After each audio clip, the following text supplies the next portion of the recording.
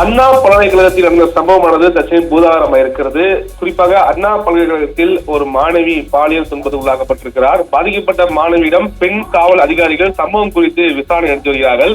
வளாகத்தில் உள்ள சிசிடிவி முழுவதும் போலீசார் வளையத்தில் கொண்டு வரப்பட்டிருக்கிறது. ஒவ்வொரு சிசிடிவியின் பதிவும் முழுமையாக பார்வை உள்ளாக்கப்பட்டிருக்கிறது. சைபர் கிரைம் போலீசார் உதவியுடன் நேற்று அப்பகுதியில் இருந்த செல்போன் சிக்னல்கள் ஆய்வு செய்யும் பணியும் தற்போது நடைபெற்றிருக்கிறது.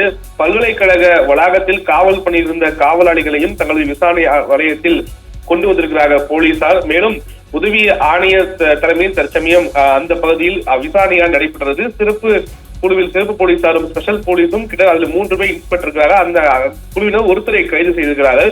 கைது செய்து கோட்டுப்புற காவல் நிலையம் வைத்து தொடர்ந்து விசாரணையில் ஈடுபட்டு வருகிறார்கள். இந்த சம்பவம் தொடர்பாக அறிந்த உடனே குறிப்பாக அந்த பதிலக்கூடிய எஸ்எஃப்ஐ மாணவர்கள் தொடர்ந்து மாணவி பாதிக்கப்பட்டதை ஒட்டி அதற்கு நீதி வேண்டி தொடர்ந்து தற்சமயம் மாணவர்களும் அந்த அண்ணா பல்கலைக்கழக வாசலில் அமர்ந்து போராட்டத்தில் ஈடுபட்டார். குறிப்பாக அவர்கள் பேரணியாக வந்தார்கள். வந்து தற்சமயம் தொடர்ந்து அமர்ந்து போராட்டத்தில் அவரிடம் தொடர்ந்து போலீசார் பேச்சுவார்த்தையில் ஈடுபட்டு வருகிறார்கள். இருந்தாலும் இந்த விசாரணை தொடர்பாக பேச சொல்ல வேண்டும் என்றால், அதாவது தொடர்புடைய பிடிக்க 2 தலைவர்கள் அமைந்திருந்தாலும் ஒருத்தருக்கு சந்தேகம் இருப்பதாகவும் தெரிவிக்கப்பட்டிருக்கிறது. அதாவது நேற்று யாரெல்லாம் வெளியே சென்று எத்தனை மணிக்கு திரும்ப வந்தார்கள் என்பதையும் விடுதி வார்டன்களிடம் விசாரணை நடத்திருக்கிறார்களும், மேலும் அண்ணா பல்கலைக்கழக வளாகத்திற்குள் உள்ள விடுதலுக்கு வெளியில் இருந்து தினந்தோறும் வந்து செல்லக்கூடிய காய்கறி, பால், தண்ணீர் கேன் மற்றும் மளிகை பொருட்கள் கொண்டு வரும் நபர்களிடமும் விசாரணை நடத்த போலீசார் முடிவு செய்து தன்னை விசாரணையும் தொடங்கி இருப்பது என்பது மிக முக்கிய செய்தியாக பார்க்கப்படுகிறது.